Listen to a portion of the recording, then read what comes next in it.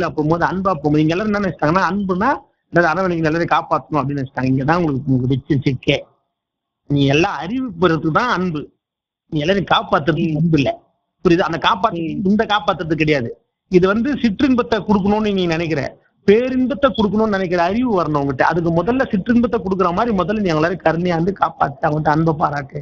அதை அப்படி பண்ணினே போகும்போது இவங்களுக்கு எது சரி எது கொடுக்கலான்னு உங்களுக்குள்ள அந்த அறிவு வரும்.